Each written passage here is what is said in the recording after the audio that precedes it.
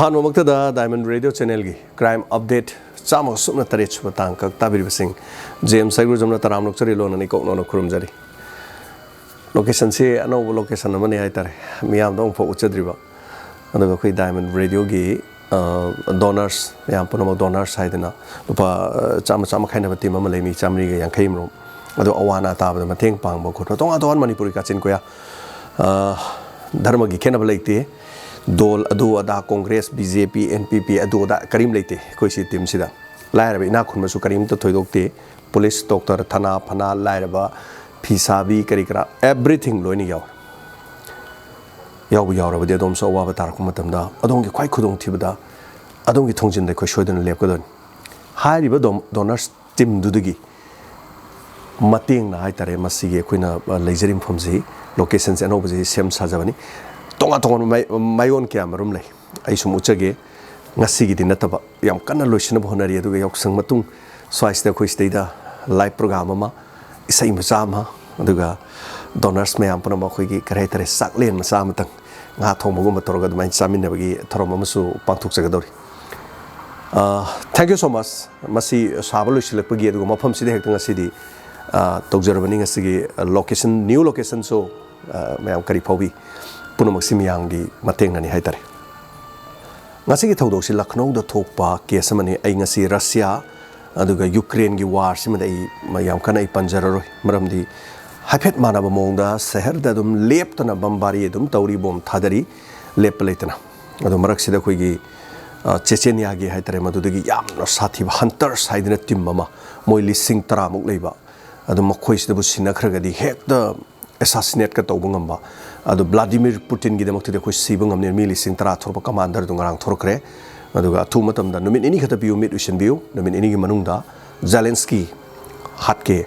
leron chan ge gan haiba tholok le madu kadai phawba chomdoino chomoi doino adu yeminarasi me ampuna mag adu gi update thuna ai tongmani ni lerega emu khar punjan har kana muksemjagi ngasi gi si case ama khangni yom thong khuding makta aduga imung khuding makta ngasi gi kari haitar modern society si thokpa yaba anauba trend amane adomna nungsijadana khangnajadana koinajadana yanajadana imung manung hainadana launaraga leinaraga luhongdana leiraga masa masu yawrakanda yumda leiriba mausingna atopa lambi amada salagadi haiba wafamse swaisidan case me am leiko siguma se am punamakse adu ngasigi thoiba thodok adomna tabada thamoida kari phaubi aduga adomna tabirakanda kari khali haibado dum mayam da adjustment dum sinazare ngasigi khoi character maming khara panjage aduga Dr. Om Prakash yamna naha oriba chahi kunthraga mathoi ni thoi khak suriba masak matok sudum phajaba UP dagi doctor mane aduga Archana Yadav cinema haki nupi orakadaba nupi mahaitare aduga character mana Ajay Yadav masina Firozabad hariba mafam adudagini Archana Yadav na Lucknow dagini so ngasigi warisi chingsinjare mayam ki puning chingsinjari Dr. Om Prakash larik laisu tamdana doctor mo oina wanabada mahak khangnajaba Singapore de nupi ko khangnajai Singapore de nupi si khangnajar ka masi luhong ka masi leminare adu Singapore de nupi ne India da leiba kanda Lucknow da ngapi gani UP de leiba kanda masi sum imung manung si ga haitare ne mai kari haitare tha humukti leminara maga akoi India gi leiriba living of standard living style kari haitare Singapore si miam khambiri Manipur hen chawbalam ne duga so sorga gi lekoni kuber gi lekoni hainari bani adu swai de leibdu ma hainaraktabra kari dongno khangdi sanaraktre nupis tha humuk lerkanda nupisi ma ai nangon da su yetlaroi nang su ngon da yetlano har Singapore nupisi satkre masi matungda Om Prakash Dr. Om Prakash ki mayamba malai aduga matai ma malai yam luna tawi joint family haitre ko moi punna lemina bane as kamai tawni nang sumai taw nupi se kaina da na khotna taw kamai tawni ne moina wajabane be yam adudagi nupi ko thi thire moina aidi as yare da ai nupi thibira no kholo no ga na man haijaba jani ꯑꯗꯩꯗ ꯀꯩꯅꯣꯅꯦ ꯅꯪ ꯑꯃ ꯁꯣꯏꯈ꯭ꯔꯁꯨ ꯀꯔꯤꯅꯣ ꯅꯨꯄꯤ ꯌꯦꯡꯗ ꯌꯥꯗꯦ ꯅꯪ ꯀꯔꯤꯅꯣ ꯑꯗꯨ ꯇꯧꯗꯅ ꯃꯌꯥꯝꯕꯁꯤꯅ ꯀꯣꯏ ꯊꯤꯗꯅ ꯃꯌꯥꯝꯕꯒ ꯃꯇꯩꯃꯒꯅ ꯊꯤꯗꯅ ꯂꯈꯅꯧꯗꯒꯤ ꯑꯔꯆꯅꯥ ꯌꯥꯗꯕ ꯀꯧꯕ ꯅꯨꯄꯤ ꯑꯃꯈꯛ ꯃꯅꯥꯎ ꯅꯨꯄꯥ ꯑꯣꯝ ꯄ꯭ꯔꯀꯥꯁꯀ ꯂꯨꯍꯣꯡꯅꯅꯕꯒꯤꯗꯃꯛ ꯍꯥꯏꯅ ꯁꯤꯡꯅꯔꯦ ꯌꯥꯅꯔꯦ ꯏꯃꯨꯡ ꯃꯅꯨꯡ ꯑꯗꯨꯒ ꯑꯔꯆꯅꯥ ꯌꯥꯗꯕꯁꯤ ꯏꯃꯨꯡ ꯃꯅꯨꯡꯒꯤ ꯑꯗꯨꯝ ꯅꯨꯡꯉꯥꯏ ꯌꯥꯏꯐꯕ ꯏꯃꯨꯡ ꯃꯅꯨꯡꯒꯤ ꯃꯆꯥꯅꯤ ꯍꯥꯏꯇꯥꯔꯦ ꯃꯁꯤꯒꯤ ꯃꯇꯨꯡꯗ ꯂꯨꯍꯣꯡꯅꯕ ꯁꯦꯝ ꯁꯥꯔꯦ ꯆꯠꯅꯕꯤ ꯄꯨꯝꯅꯃꯛ ꯉꯥꯛꯅꯅꯕ ꯍꯣꯠꯅꯔꯦ ꯍꯥꯏꯕꯗꯤ ꯂꯨꯍꯣꯡꯕ ꯑꯃꯗ ꯆꯪꯕ ꯍꯧꯖꯤꯛꯀꯥꯟꯒꯤ ꯑꯩꯈꯣꯏꯒꯤ ꯌꯥꯝꯅ ꯂꯨꯍꯣꯡꯕꯗ ꯆꯪꯕꯤ ꯍꯧꯖꯤꯛꯀꯥꯟꯗꯤ ꯑꯩꯈꯣꯏ ꯃꯅꯤꯄꯨꯔꯗꯁꯨ ꯐꯤꯖꯪ ꯈꯟꯕꯁꯤ ꯂꯥꯛ 4ꯒ ꯆꯪꯉꯦꯒ ꯍꯥꯏꯅꯩꯗꯅ ꯂꯥꯏꯔꯕ ꯅꯨꯄꯤꯗꯤ ꯂꯥꯛ 4 ꯍꯥꯟꯅ ꯑꯋꯨꯟꯄꯣꯠꯇ ꯂꯥꯛ 1 ꯄꯨꯔ ꯆꯠꯂꯒ ꯐꯤꯖꯪ ꯂꯥꯛ 4 ꯋꯥꯏ ꯉꯝꯗꯕ ꯃꯌꯥꯝ ꯂꯩꯔꯤꯕ ꯍꯧꯖꯤꯛꯇꯤ ꯑꯁꯨꯃꯥꯏꯅ ꯇꯧꯗꯅ ꯍꯥꯏꯇꯥꯔꯦ ꯃꯄꯥꯟꯒꯤ ꯇ꯭ꯔꯦꯟ ꯇꯧꯅꯔꯤ ꯃꯌꯥꯝꯁꯦ ꯂꯣꯏꯅ ꯆꯠꯅꯕꯤ ꯃꯌꯥꯝꯁꯤ ꯌꯥꯎꯔꯦ ꯍꯥꯏꯕ ꯏꯃꯨꯡꯗꯨꯗ ꯑꯋꯥꯠꯄ ꯑꯃ ꯂꯩꯍꯟꯗꯦ ꯃꯥꯅ ꯒꯥꯔꯤ ꯅꯨꯄꯥꯁꯤꯅ ꯒꯥꯔꯤ ꯇꯣꯡꯉ ꯆꯠꯈ꯭ꯔꯁꯨ ꯏꯃꯨꯡꯗꯨꯗ ꯅꯨꯄꯤꯗꯨꯅ ꯀꯩꯊꯦꯜ ꯊꯣꯛꯄ ꯌꯥꯅꯕ ꯀꯥꯔ ꯐꯖꯔꯕ ꯄꯣꯠꯂꯝ ꯀꯌꯥ ꯑꯦꯚ꯭ꯔꯤꯊꯤꯡ ꯍꯥꯏꯕꯗꯤ ꯄꯨꯂꯞ ꯁꯝꯖꯤꯟꯖꯔꯀꯥꯟꯗ ꯃꯌꯥꯝ ꯒ꯭ꯌꯥꯟ ꯇꯥꯕꯤꯔꯝꯃꯅꯤ ꯏꯠꯁ ꯑꯦꯟ ꯑꯦꯚ꯭ꯔꯤ ꯍꯦꯛ ꯍꯧꯕꯗ ꯌꯨꯝ ꯑꯃꯗ ꯆꯪꯕ ꯄꯣꯠꯂꯝ ꯄꯨꯝꯅꯃꯛꯇꯣ ꯑꯋꯥꯠꯄ ꯑꯃꯠꯇ ꯂꯩꯍꯟꯗꯦꯕ ꯗꯣꯛꯇꯔ ꯑꯣꯝ ꯄ꯭ꯔꯀꯥꯁꯅ ꯃꯥꯒꯤ ꯑꯅꯤꯁꯨꯕ ꯅꯨꯄꯤꯒꯤꯗꯃꯛ ꯍꯥꯏꯕꯗꯤ ꯑꯍꯥꯟꯕꯗ ꯅꯨꯡꯁꯤꯅꯕꯗ ꯃꯥ ꯈꯤꯈ꯭ꯔꯕ ꯅꯨꯄꯥ ꯑꯃꯅꯦ ꯑꯗꯨꯕꯨ ꯃꯥꯒꯤꯗꯃꯛꯇ ꯌꯥꯕꯤꯔꯕꯅꯤ ꯍꯥꯏꯕꯗꯨꯗ ꯅꯨꯄꯤꯁꯤꯒꯤ ꯇꯉꯥꯏꯐꯗꯕꯁꯤꯡ ꯑꯗꯣ ꯃꯣꯏꯒꯤ ꯆꯠꯅꯕꯤ ꯔꯤꯇꯤ ꯔꯤꯋꯥꯖ ꯃꯌꯥꯝꯗꯣ ꯂꯣꯏꯅꯃꯛ ꯁꯤꯜ ꯂꯥꯡꯉꯒ ꯊꯝꯃꯦ ꯑꯃꯠꯇ ꯋꯥꯠꯍꯟꯗ꯭ꯔꯦ ꯃꯗꯨꯒꯤ ꯃꯇꯨꯡꯗ ꯅꯨꯄꯤꯗꯨꯁꯨ ꯌꯥꯝ ꯍꯔꯥꯎꯖꯔꯦ ꯑꯔꯆꯅꯥ ꯌꯥꯗꯕꯁꯨ ꯏꯁꯣꯔꯒꯨꯝꯂꯕ ꯅꯨꯄꯥ ꯑꯃ ꯐꯪꯉꯦ ꯍꯥꯏꯗꯅ ꯍꯔꯥꯎꯖꯩ ꯑꯣꯟꯊꯣꯛꯅ ꯂꯨꯍꯣꯡꯕꯁꯤꯗ ꯙꯨꯝꯙꯥꯝꯗ ꯍꯣꯡꯗꯅ ꯂꯨꯍꯣꯡꯉꯦ ꯌꯥꯝ ꯊꯤꯅ ꯃꯑꯣꯡ ꯇꯥꯅ ꯍꯥꯏꯇꯥꯔꯦ ꯑꯗꯨꯒ 2009ꯗꯅꯤꯀꯣ ꯍꯣꯡꯕ ꯂꯨꯍꯣꯡꯕꯁꯦ ꯋꯥꯔꯤꯁꯦ ꯈꯤꯇꯪꯗꯤ ꯂꯤꯔꯦ ꯑꯗꯨꯕꯨ ꯋꯥꯔꯤꯁꯤ ꯂꯤꯔꯒꯁꯨ ꯍꯧꯖꯤꯛꯀꯤ ꯌꯥꯝꯅ ꯆꯥꯅꯕ ꯍꯥꯏꯇꯥꯔꯦ ꯑꯁꯨꯝꯅ 2009ꯗ ꯂꯨꯍꯣꯡꯉꯦ ꯌꯥꯝꯅ ꯅꯨꯡꯉꯥꯏꯅ ꯏꯃꯨꯡ ꯃꯅꯨꯡꯗꯨ ꯄꯥꯜꯂꯦ ꯑꯣꯝ ꯄ꯭ꯔꯀꯥꯁ ꯍꯥꯏꯔꯤꯕ ꯅꯨꯄꯥꯁꯤꯒꯤ ꯃꯃꯥ ꯂꯩ ꯃꯌꯥꯝꯕ ꯂꯩ ꯃꯇꯩꯃ ꯂꯩ ꯃꯇꯩꯃꯒꯤ ꯃꯆꯥꯁꯤꯡ ꯂꯩ ꯌꯥꯝ ꯅꯨꯡꯉꯥꯏꯅ ꯖꯣꯏꯟ ꯐꯦꯃꯤꯂꯤ ꯑꯣꯏꯅ ꯂꯩ ꯍꯔꯥꯎꯅ ꯑꯁ ꯑꯗꯒꯤ ꯅꯨꯄꯤꯁꯤꯅ ꯑꯔꯆꯅꯥ ꯌꯥꯗꯕꯁꯤꯅ ꯈꯟꯕꯁꯦ ꯑꯩꯗꯤ ꯀꯣꯅꯨꯡꯗ ꯂꯥꯛꯑꯒ ꯌꯨꯝ ꯄꯥꯟꯕꯒ ꯆꯞ ꯃꯥꯟꯅꯔꯦ ꯇꯣꯡꯅ ꯅꯨꯡꯉꯥꯏꯖꯈ꯭ꯔꯦꯗ ꯀꯥꯏꯅ ꯃꯥꯗꯤ ꯍꯦꯛꯇ ꯑꯩꯈꯣꯏꯒꯤ ꯏꯃꯨꯡꯁꯤ ꯃꯥꯅ ꯀꯔꯤ ꯍꯥꯏꯇꯥꯔꯦ ꯇꯣꯡꯅ ꯅꯨꯡꯉꯥꯏꯖꯕꯗꯣ ꯑꯩ ꯏꯁꯣꯔ ꯁꯔꯒꯒꯨꯝꯕꯗ ꯂꯩꯔꯦ ꯀꯥꯏꯅ ꯅꯨꯡꯉꯥꯏꯅ ꯂꯩ ꯆꯍꯤ ꯑꯃ 2009ꯗꯒꯤꯀꯣ 10 11 ꯁꯨꯃꯥꯏꯁꯤ ꯆꯍꯤ 2 ꯑꯅꯤꯃꯨꯛꯁꯨ ꯂꯩꯔꯦ ꯗꯦꯟ ꯑꯗꯨꯀꯥꯟꯗꯗꯤ ꯀꯃꯥꯏꯅ ꯇꯧꯒꯦꯕꯨ 2011ꯗ ꯃꯆꯥ ꯅꯨꯄꯤ ꯑꯃ ꯄꯣꯛꯑꯦ ꯏꯃꯨꯡꯗꯨꯗ ꯅꯨꯄꯤ ꯑꯃ ꯂꯥꯛꯑꯦ ꯅꯨꯄꯤ ꯃꯆꯥ ꯑꯃ ꯅꯨꯄꯤꯁꯤ ꯍꯦꯛ ꯄꯣꯛꯈꯤꯕ ꯃꯇꯨꯡ ꯈꯔ ꯂꯩꯔꯀꯥꯟꯗ ꯑꯔꯆꯅꯥꯁꯤ ꯃꯥꯒꯤ ꯀꯩꯅꯣꯝꯃ ꯑꯣꯜꯂꯛꯑꯦ ꯍꯥꯏꯇꯥꯔꯦ ꯃꯥꯒꯤ ꯃꯑꯣꯡꯁꯤ ꯑꯣꯜꯂꯛꯑꯦ ꯑꯩꯈꯣꯏ ꯀꯩꯅꯣꯗꯁꯨ ꯍꯥꯏꯅꯕ ꯂꯩꯀꯣ ꯑꯍꯜ ꯂꯃꯟꯅ ꯍꯥꯏꯅꯕꯗ ꯍꯧꯗꯣꯡꯁꯤ ꯆꯥꯒꯣꯛ ꯈꯨꯗꯤꯡꯒꯤ ꯃꯆꯠ ꯑꯃꯃꯝ ꯑꯣꯜꯂꯤ ꯍꯥꯏꯗꯣ ꯃꯁꯤ ꯑꯩꯒꯤ ꯏꯃꯨꯡꯗꯁꯨ ꯑꯩ ꯑꯦꯛꯁꯄꯤꯔꯤꯌꯦꯟꯁ ꯂꯩꯌꯦꯕ ꯃꯌꯥꯝꯁꯨ ꯑꯗꯨꯝ ꯆꯨꯝꯕ꯭ꯔꯥ ꯌꯦꯡꯕꯤꯌꯨꯀꯣ ꯌꯨꯝꯗꯒ ꯂꯣꯏꯕ ꯍꯧꯗꯣꯡ ꯍꯥꯏꯇꯥꯔꯦꯅꯦ ꯑꯩꯒꯤ ꯍꯧꯗꯣꯡ ꯑꯃ ꯂꯩꯖꯔꯝꯃꯦꯕ ꯍꯧꯗꯣꯡꯁꯦ ꯑꯍꯥꯟꯕꯗ ꯊꯨꯝꯌꯥꯛꯄꯤ ꯆꯥꯗꯦꯕ ꯉꯥꯔꯤ ꯆꯥꯗꯦꯕ ꯂꯪꯁꯤꯟꯕꯗ ꯆꯥꯎ ꯁꯨꯡꯌꯥ ꯌꯥꯗꯦꯕ ꯐꯅꯌꯥꯝ ꯆꯥꯎꯔꯐꯥꯎ ꯆꯥꯎ ꯌꯥꯗꯦꯕ ꯗꯦꯟ ꯃꯥꯁꯦ ꯆꯥꯒꯣꯛ ꯑꯃ ꯂꯥꯛꯀꯥꯟꯗ ꯊꯨꯝꯌꯥꯛꯄꯤ ꯆꯥꯔꯛꯑꯦꯕ ꯉꯥꯔꯤ ꯆꯥꯔꯛꯑꯦꯕ ꯑꯗꯒꯤꯗꯤ ꯃꯥꯏ ꯃꯆꯠꯁꯦ ꯈꯔ ꯁꯨꯝ ꯍꯣꯡꯉꯦ ꯈꯔ ꯂꯩꯔꯀꯥꯟꯗ ꯀꯩꯗꯧꯒꯦꯕ ꯉꯥꯒ ꯂꯪꯁꯤꯟꯕꯁꯦ ꯆꯥꯎ ꯌꯥꯗꯦꯕ ꯑꯗꯨꯝ ꯈꯔ ꯃꯆꯦꯠ ꯃꯔꯨ ꯃꯔꯥꯡ ꯆꯥꯕ ꯅꯠꯇꯅ ꯊꯣꯏꯗꯣꯛꯄ ꯑꯗꯨꯝ ꯆꯥꯔꯝꯗꯦꯕ ꯑꯗꯨ ꯈꯔ ꯂꯩꯔꯀꯥꯟꯗꯗꯤ ꯃꯥꯏ ꯃꯆꯥꯁꯤ ꯆꯥꯒꯣꯛꯁꯤ ꯁꯨꯝ ꯍꯦꯜꯂꯛꯏꯉꯩ ꯆꯥꯂꯨꯛꯇꯒꯤ ꯉꯥ ꯍꯥꯏꯒꯠꯂ ꯆꯥꯕꯩ ꯇꯥꯏꯞ ꯑꯗꯒꯤꯗꯤ ꯂꯨꯕꯥꯛꯇꯒꯤ ꯍꯥꯏꯒꯠꯂ ꯆꯥꯕꯩ ꯇꯥꯏꯞꯇ ꯇꯧꯔꯛꯈꯤꯕ ꯂꯩꯌꯦꯕ ꯁꯨꯃꯥꯏꯅ ꯇꯧꯗꯅ ꯅꯨꯄꯤ ꯈꯨꯗꯤꯡꯃꯛꯀꯤ ꯋꯥ ꯅꯠꯇꯦꯀꯣ ꯅꯨꯄꯤꯁꯤ ꯃꯆꯥ ꯃꯁꯨ ꯌꯥꯎꯔꯛꯑꯀꯥꯟꯗ ꯂꯩꯁꯥꯔꯤꯉꯩꯗ ꯃꯥꯅ ꯂꯩꯔꯝꯕ ꯄꯨꯛꯆꯦꯜ ꯆꯥꯎꯊꯣꯛꯑꯝꯕ ꯃꯌꯨꯝ ꯄꯥꯜꯂꯛꯄ ꯀꯥꯟꯗ ꯋꯥꯏ ꯄꯥꯛꯅ ꯇꯩꯔꯝꯕꯗ ꯁꯨꯝ ꯃꯃꯩ ꯊꯪꯗꯗꯤ ꯀꯤꯠ ꯂꯥꯎꯅ ꯅꯝꯃꯒ ꯇꯣꯛꯑꯦꯅ ꯍꯥꯏꯕꯗꯣ ꯑꯍꯥꯟꯕꯗꯤ ꯌꯨꯝ ꯄꯥꯜ ꯍꯦꯛ ꯂꯥꯛꯄ ꯅꯨꯄꯤꯁꯤꯅ ꯑꯁ ꯏꯅꯥꯎ ꯑꯗꯨ ꯑꯗꯥ ꯏꯆꯟ ꯑꯗꯨ ꯑꯗꯥ ꯂꯩꯀꯥꯏ ꯄꯔꯦꯡꯗꯨꯗ ꯏꯅꯦ ꯇꯥꯗ ꯃꯥꯃ ꯂꯣꯏ ꯀꯧꯔꯝꯃꯒ ꯈꯔ ꯂꯩꯔꯒ ꯁꯨꯝ ꯀꯨꯏꯁꯜꯂꯛꯄꯗꯒꯤ ꯇꯥꯗ ꯅꯋꯥ ꯂꯧꯗꯦꯗ ꯏꯆꯦ ꯅꯋꯥ ꯂꯧꯗꯦꯗ ꯍꯥꯏꯕꯒꯤ ꯐꯤꯕꯝ ꯑꯃꯗ ꯂꯥꯛꯏꯒ ꯍꯥꯏꯕ ꯃꯁꯤ ꯂꯣꯏꯅꯃꯛ ꯅꯨꯄꯤ ꯈꯔ ꯅꯠꯇ꯭ꯔꯁꯨ ꯀꯔꯤꯒꯨꯝꯕ ꯈꯔꯗꯤ ꯃꯐꯝ ꯈꯔꯗꯗꯤ ꯎꯕ ꯐꯪꯉꯦ ꯍꯥꯏꯇꯥꯔꯦ ꯁꯣ ꯁ꯭ꯋꯥꯏꯗ ꯂꯦꯞꯆꯔꯒꯦ ꯁꯤ ꯋꯥꯔꯤꯁꯤꯃ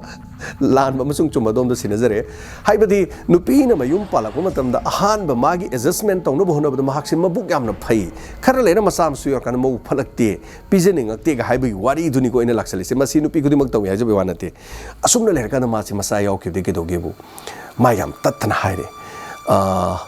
ꯑꯩꯈꯣꯏꯒꯤ ꯏꯃꯥꯒ ꯑꯗꯒꯤ ꯏꯅꯦꯝꯕꯣꯛꯅꯤꯀꯣ ꯏꯃꯥ ꯍꯥꯏꯁꯦ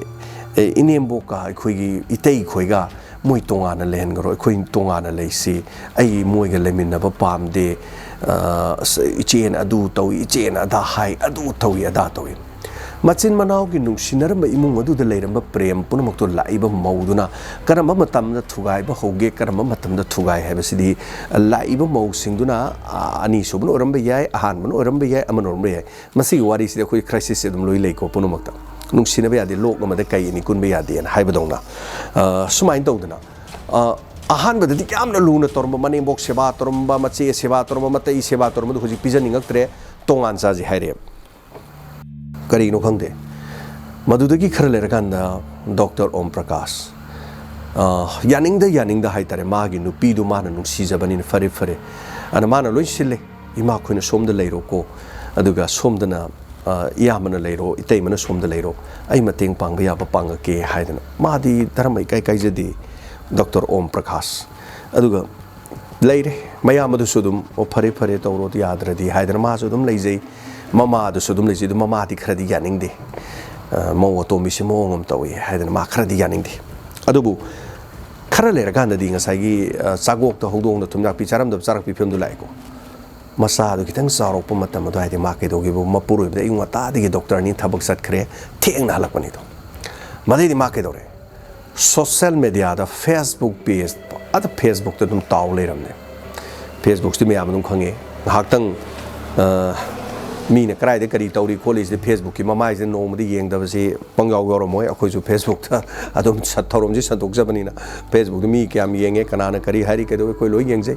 अदगी अतोब अतोब पेज करी कानाबा इन्फॉर्मेशन इन्फॉर्मेटिव ओइबा करी लेगे कनाना करी हाइगरे येंगी यानिंगबा यावी यानिंगदबदो करीम हाइबिरमदे यानिंगबदो थम्स अप तौरमी सो अदुम तुमिना तारगा अदुम लाकपसो अदुम यावी पुमनमक्सिदगी तोंगानबा मी खरा लई फेसबुक तो मसागी फोटो थागचरग मसागी फोटो द गाउजब मीसु क्या मलै कमेंट क्या लाई बेस्ट कमेंट कनानो अदुगा कमेंट पिरेब मीसि कनानो मदैदि एगी फोटो दुदि येंगुरगा तारुरगा खरा मना मेसेंजर द हाइतरे यामना फजै यामना खोइदाजै यामना चक्सै यामना गाउजै असिगुम्बा करि हाइतरे कॉम्प्लीमेंट बेस्ट कॉम्प्लीमेंट पिरकपसिंग अदुदा इंटरेस्ट तौबा नुपी म ओइखलेबा अर्चना यादवसे माना लंबी दे चलिंगे दे फजै को नुपाम हारकपददी आई मौनी करिगिनो नंग दो हारिदो हारमसु याय अदुबु फेसबुक तो फजै हारकपददी कनासु साउते मरम सादना नुपी मद नुपाम सियामना फजै को मयामदगी हेना फजै को ngौजै को करिम साउदे स्मा जै फजदना हाइरेने लंबी चलिंगे दे फजै को हारना माइ खोपांग थाउरा हारकनी सो सी मैम से लोलर कन अर्चना की कैरेक्टर दनी को मैम द अइना वारी तमजर कान मैम अफब अमसुं फतबदुदी मैम द सिनजरगनी वारी लीन मेसेज अम खंगनी को थमजरी वाफम से अर्चना पुंगाव ngawre फेसबुक मदुदी के दोरे मपुरोब से डॉक्टर नि हॉस्पिटल हले वाना चंगा कान के दोरे मासु ngaktang लैपटॉप ता हांग करी करी प्रोग्राम अदु दाना येंगजै अदु मपुरोब न हला कान नुपी दन मनाक तो फमदना करी हाय तारे करी वाली करी तौरी खोली गान हंगदना दगी याम फ्रेश ओइना तगत लेबदु नतब मपुरोइबदु लेरे मनाक तो हका वा चनजनबा दगी हैनिंगदबा मपुरोइबदु नेग्लेक्ट तौबा थौइरक्तब हौरेब बिकॉज अयुक अंगन बदगी नुपा नहा अमगा नुपा सी ममिंगनी अजय यादव कौबा मसक फजबा फुरिट का लौथोग नंगन गाइसे कोई वी शेप का तारगा करी हाइतारे मत्रंग कारगा हाइतारे ने हजिकानि नुपाना बॉडी बिल्डर दि मसा मौ फबजे तुंग द फ्री लौथो उलादी नुपी ngai yang ngau neidana adumai tawdana posi ngasai facebook to madi ngaugrabani kanada azeya da bharisida lamna firozabad harim famsdaki khangnare wari sanare facebook tagi khajik tagi aina libadu mate khara da lizarabani madugi kano du da mayam haitare pav खितंग fauna नोमै खितंग गांगना खितंग हाइना खितंग तौबदगी नोमगी पाव फाउनो दब यारक्तरे मदगी पुंग खुदिंगी मिकुप खुदिंगी पुंजा खुदिंगी नमित नुक्ति खुदिंगी नोमद पुंग तरे निपाल मपन वारी सनरे ममै थंगदे के दौरे आई नुपा हले थबक हले अदुना नंग थमो आई हयेंग वारी सनरसी हाइगले then ngaire मपुरोब लाकानदि मा थवइद्रे देन मा तुंगरे अदे करुम कांदन मपुरोब हलाकान मासी वारी सनदा नोक्तन लई कनागनो वारी साइदो माइ नुपाजी am samna hangjai doctor ji pra phaba mi ni madi karim ta kano tawdaba da mana thenge da wari du du mai ni sanarunu friend oirasu numidang ni matamai du di mi ga wari sanaba hongna de mi ni lana lokini ai hale haba khangaba natra mi ni respect tong na bo khono gai man hairam me kaim ta lana khaluno it's my best friend Ajay Yadav from the Firozabad so nanga wari sanagera adu tawgera da tawdam मागा दुमाई तौबददी यामना नुपीसना interest लेना थबक वाना हलागा सो हाइतारे then अदु लोरगदी क्या थोइबिदा भाइतारे सो करीम ता हाइदे Om Prakash doctor महा करीम ता हाइदे ꯃꯥꯗꯨꯝ ꯈꯥꯡꯉꯤ but ꯑꯗꯨꯕꯨ ꯃꯥꯒꯤ ꯑꯑꯣꯟꯕ ꯑꯍꯣꯡꯕꯁꯦ ꯍꯥꯏꯇꯥꯔꯦ ꯃꯆꯥ ꯑꯃ ꯌꯥꯎꯈ꯭ꯔ ꯃꯇꯨꯡꯗ ꯃꯃꯥ ꯃꯄꯥ ꯇꯣꯉꯥꯟꯅ ꯊꯝꯃꯨ ꯍꯥꯏꯕ ꯃꯄꯥ ꯌꯥꯎꯗꯦ ꯃꯃꯥ ꯇꯣꯉꯥꯟꯅ ꯊꯝꯃꯨ ꯑꯗꯒꯤ ꯃꯌꯥꯝꯕ ꯃꯇꯩ ꯍꯥꯏꯇꯥꯔꯦ ꯅꯨꯄꯤꯁꯤꯒꯤꯅ ꯑꯗꯒꯤꯗꯤ ꯃꯣꯏ ꯁꯦꯟꯒ ꯊꯣꯛꯆꯗꯕꯗꯣ ꯑꯁ ꯀꯩꯗꯧꯗꯣꯏꯅꯣ ꯑꯩꯈꯣꯏꯅ ꯁꯨꯝ ꯀꯣꯜ ꯂꯩꯔꯒ ꯑꯗꯨ ꯇꯧꯕ ꯑꯩꯈꯣꯏ ꯄꯨꯟꯁꯤꯅꯤ ꯃꯣꯏ ꯄꯨꯟꯁꯤꯅꯤ ꯑꯗꯨꯅꯤ ꯑꯗꯥꯅꯤ ꯑꯗꯨ ꯑꯗꯥ ꯇꯧꯔꯦ ꯃꯗꯨꯒꯤ ꯆꯦꯟꯖꯦꯁ ꯃꯌꯥꯝ ꯂꯥꯛꯑꯀꯥꯟꯗ ꯃꯌꯨꯝꯗ ꯑꯃꯨꯛ ꯃꯅꯤꯡ ꯇꯝꯕꯗꯨ ꯍꯦꯟꯒꯠꯂꯛꯑꯦ ꯗꯦꯟ ꯑꯣꯝ ꯄ꯭ꯔꯀꯥꯁ ꯗꯣꯛꯇꯔ ꯆꯠꯈ꯭ꯔꯦ ꯗꯦꯟ ꯑꯌꯨꯛ ꯉꯟꯇꯥ ꯃꯥ ꯆꯠꯈꯤꯕ ꯉꯥꯏ ꯂꯩꯔꯦ ꯑꯃꯁꯤꯗꯤ ꯑꯗꯒꯤꯗꯤ ꯋꯥꯔꯤ ꯁꯥꯟꯅꯗꯅ ꯈꯣꯠꯇꯅ ꯑꯗꯨ ꯇꯧꯗꯅ ꯈꯣꯠꯇꯅ ꯑꯗꯨꯝ ꯇꯧ ꯂꯩꯔꯦ ꯌꯥꯝꯅ ꯅꯨꯡꯉꯥꯏꯕ ꯃꯑꯣꯡꯗ ꯈꯔ ꯂꯩꯔꯀꯥꯟꯗ ꯃꯥ ꯁꯨꯝ ꯍꯥꯏꯔꯛꯑꯦ ꯑꯣꯝ ꯄ꯭ꯔꯀꯥꯁꯇ ꯑꯩ ꯀꯩꯅꯣꯗ ꯑꯝꯇ ꯆꯠꯂꯨꯒꯦ ꯏꯄꯥꯝꯗ ꯑꯝꯇ ꯆꯠꯂꯨꯒꯦ ꯃꯄꯥꯝꯁꯤꯅ ꯀꯗꯥꯏꯗ ꯂꯈꯅꯧꯗ ꯑꯩ ꯂꯈꯅꯧꯗ ꯑꯝꯇ ꯆꯠꯂꯨꯒꯦ ꯅꯨꯃꯤꯠ 10ꯅꯤꯃꯨꯛꯇ ꯑꯩ ꯂꯩꯔꯛꯀꯦ ꯈꯣꯠꯀꯦ ꯑꯩ ꯃꯥꯏꯀꯦꯗ ꯆꯠꯂꯨꯒꯦ ꯈꯣꯠꯂꯨꯒꯦ ꯆꯠꯅꯩꯀꯣ ꯃꯁꯤ ꯑꯩꯈꯣꯏ ꯁꯤꯗꯗꯤ ꯑꯩꯈꯣꯏ ꯁ꯭ꯋꯥꯏꯗꯅ ꯑꯃꯨꯛ ꯀꯜꯆꯔꯁꯤ ꯃꯌꯥꯝꯒ ꯃꯥꯟꯅꯗꯕꯁꯤ ꯅꯄꯥꯝꯗ ꯆꯠꯂꯁꯨ ꯑꯍꯤꯡ ꯂꯦꯛꯄ ꯌꯥꯔꯣꯏ ꯍꯥꯏꯕ ꯅꯨꯄꯥ ꯂꯩꯀꯣ ꯐꯅꯌꯥꯝ ꯂꯨꯁꯅꯨ ꯑꯩꯒ ꯆꯠꯂꯒꯅ ꯆꯠꯂꯦ ꯑꯩꯒ ꯆꯠꯇ꯭ꯔꯒꯗꯤ ꯅꯄꯥꯝꯗ ꯆꯠꯂꯒ ꯑꯍꯤꯡ ꯂꯦꯛꯄ ꯌꯥꯔꯣꯏ ꯑꯗꯒꯤꯗꯤ ꯍꯣꯔꯦꯟ ꯅꯨꯃꯤꯗꯥꯡ ꯑꯩ ꯂꯧꯕ ꯂꯥꯛꯀꯅꯤ ꯌꯥꯝ ꯀꯃꯟꯕꯁꯨ ꯂꯩꯗꯅ ꯈꯔ ꯑꯃꯅ ꯑꯗꯨꯝ ꯊꯥꯗꯣꯛꯑ ꯅꯨꯃꯤꯠ 5ꯅꯤ 10ꯅꯤ ꯂꯩꯕꯁꯨ ꯑꯗꯨꯝ ꯌꯥꯏ ꯕꯠ ꯅꯨꯄꯤ ꯑꯃꯅ ꯑꯔꯥꯟꯕ ꯆꯠꯊꯒꯦ ꯍꯥꯏ ꯇꯥꯔꯒꯗꯤ ꯑꯗꯨꯒꯨꯝꯕ ꯃꯇꯝꯗ ꯃꯄꯥꯝꯗ ꯆꯠꯈ꯭ꯔꯀꯥꯟꯗ ꯑꯔꯥꯟꯕ ꯊꯕꯛ ꯆꯠꯊꯕꯁꯤ ꯁꯣ ꯃꯄꯥꯝ ꯆꯠꯇ꯭ꯔꯁꯨ ꯑꯔꯥꯟꯕꯁꯤꯗꯤ ꯑꯔꯥꯟꯕꯅꯤꯗꯅ ꯃꯤꯀꯨꯞ ꯈꯔꯗ ꯑꯗꯨꯝ ꯌꯥꯏ ꯑꯦꯅꯤꯋꯦ ꯑꯃ ꯑꯣꯏꯔꯦ ꯇꯁꯦꯡꯅꯃꯛꯀꯤ ꯑꯔꯆꯅꯥ ꯌꯥꯗꯕꯅ ꯃꯄꯥꯝꯗ ꯆꯠꯄ ꯍꯥꯏꯁꯦ ꯃꯄꯥꯝꯗ ꯂꯈꯅꯧꯗ ꯆꯠꯂꯀꯥꯟꯗ ꯃꯥꯅ ꯑꯖय ꯌꯥꯗꯕꯁꯦ ꯑꯩ ꯏꯄꯥꯝꯗ ꯂꯥꯛꯏ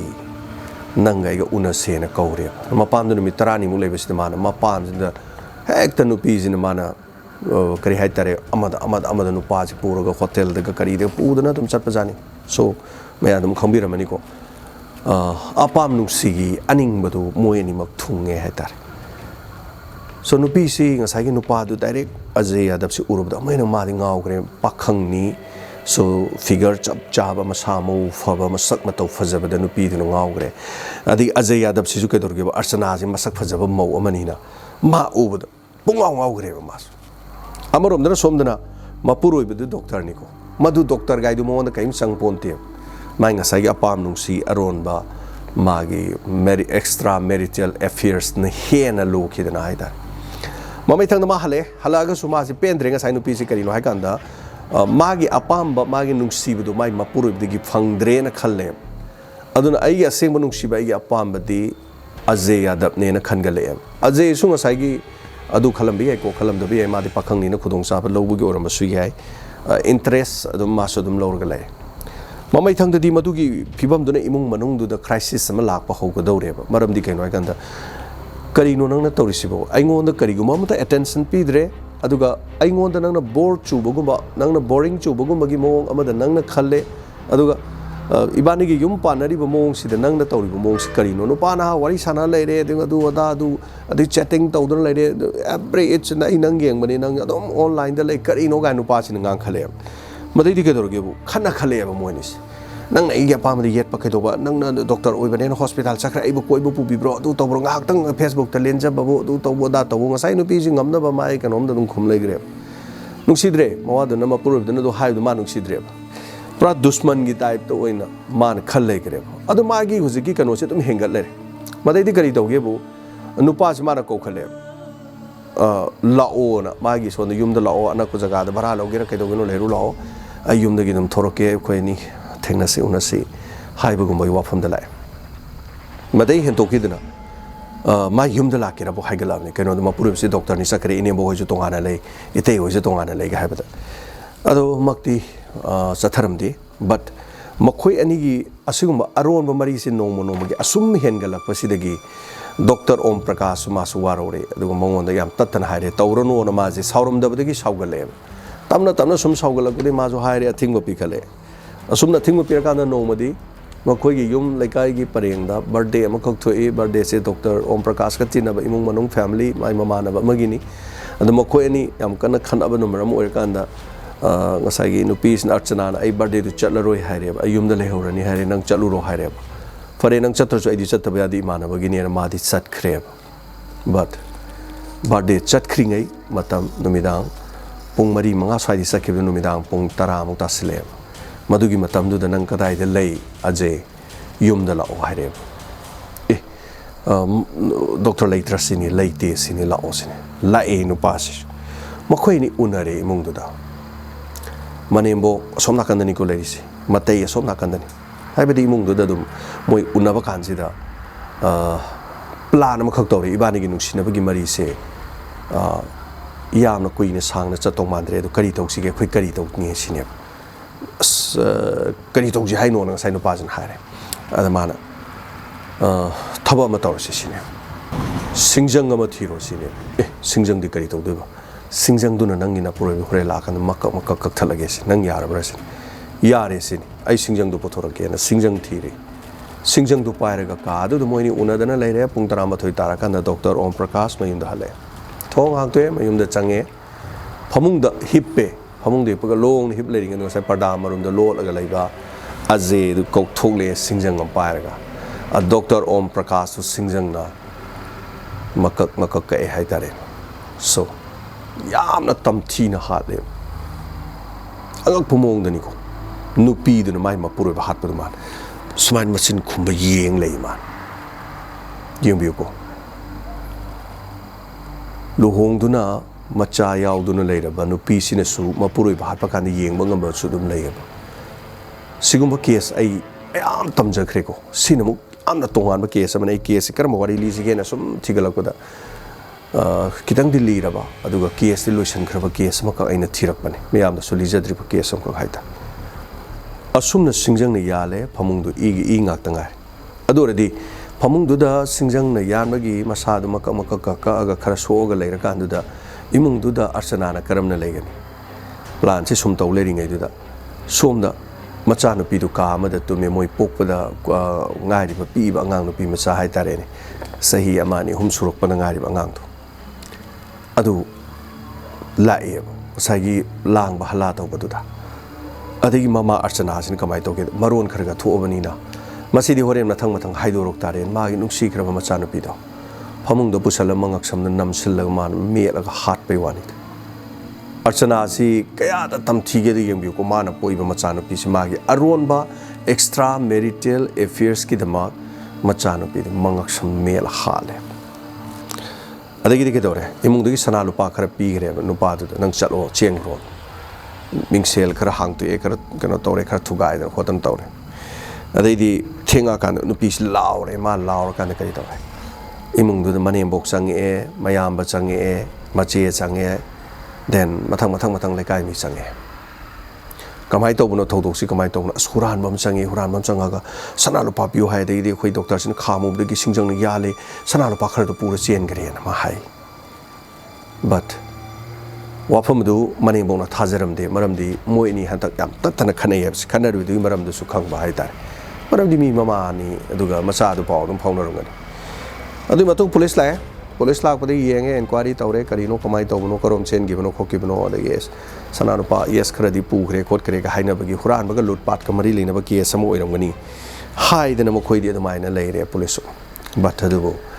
mane bok tuna changsalaga haire ibungo thodok se mase huran baga lut pat kamari leina ba oiroi imau sigi sanu pa ga yam tatana khanabani aduga yamna thawai da imung sida ma lak de khoi jo tan thoe aduga sumai tore wari pona psi loi haire mane bo aduga koina bo khona ba du to bada to bidi hai de ko aduna moi ani si marakta nupi si maram chat khara phatta ba mali aduna isa nu pa ngang ba in ta bani haire adai di police ni do mi gi khang haire ma singram ga kani adudi nupi du thijalle karai tore nupi du gi mobile number du lore madagi di CDR coaching to CDR coaching to kan ipang bang wane ba irai line khang dong thabang ne kana wari sanai du irai line khangen adagi di Facebook page yenge adagi di chatting messenger kari chana bre loin phare police na loin puthore mari puthore leng ba yadre wari se budai na samjan jaraga tamjabai wani ko aina inspector te ai do ori koi thoga wari oin chana kan episode ani hum tho dom aduga so smaina khar ga nungai basing wari sing interest lai basing jana ina so on the inspector te ai de mo hapchan jara ki khar kari gum pambi ra ga di yes and hair ga di ai tare dramatize or kan anyway hari basidagi manem bok na hai badun maram or kan CDR coaching to cien yadre kar mai to bono har kan nupi jina confession no na fammaga yes mani ai ma ge ni subanu pi ni icha yaudringa dai ma yam nung sinana lei aduga macha yaugro matung da di kare ai tare nupi si mai punsi da awon ba ohong ba lak ba aduga punsi si da kare tare khoi gi romance romantic haidar kari haiduno romance haidura leisabi mo oringe matamda nupaduna saksarabo kai dorige karai lerige kam dori kramai tore nang kari towi adu tawuno ada taw kari seli karai chali kanaga chali no adu torino halabra adu torbra ada torba nupasi am pane mayum do oira mau ler kanda nupaduna kari haitare hida ka ngaur khara hangak panatana kanaga mo hoi khara budi lerangoni someone adu mai mathong ni chin bani na punsi da awon mong khakti laidan karam awon ba nupa nupi ani nuksina bagi mari adu da lainari ba mari du asagi thungna rabni yum da leiramni na sak sari bra kari dori nang kari seli kari chari koli sung hang da sudum leiri pone adu ngasagi magi romance magi inkhalak pagi mayam do mang khibado nupi sina muk search tor ko jan adur ke atopa nupa ang affairs lainer di hangye dana kedori kamai tori kari tori ada tori adu tori so adu oina pamba so extramarital affairs the cannibalizing saitar upai lekte nupi du faki macha nupi hatpa mane yazaki mapuri ba hatpa de singjang pi ba mane yazaki masigi matung da kanano haiba du di aje hiada police na irai laina faki kari upai nungsiba gi dama makoina sathari ba plan adu ragadi ngasi case kari tambe archana na magi nupa doctor du pam da bataragadi ain gi matung ina mapuri ba khaina ba divorce to ye aduga mahana mayum da halakanda mahaki apama nupa amaga amuk hana magi mari thamkibada aina ayama piri masina aphabani haibagi wanati ko mi du hatto gi sarupudi imung du thugai dok sarupudi ma masaba su jel da leidok sarupudi karamani hen phage du so ngasi gi tangkak si tabirakanda kari faubi asingba thodok chap manaba thodok sidi mayam thoe apaba ngak taloksin minase phatabagi matau tamdana so ngasi gi tangkak asida comment amam pibiramo thank you so much me ampuna mark crime update ngasi gi tangkak asibu mijeng tabiriba madi radio da tabiriba loinana Facebook YouTube live stream punamakta thoromasibu tabiriba singbu james saigujam namukana kharom jale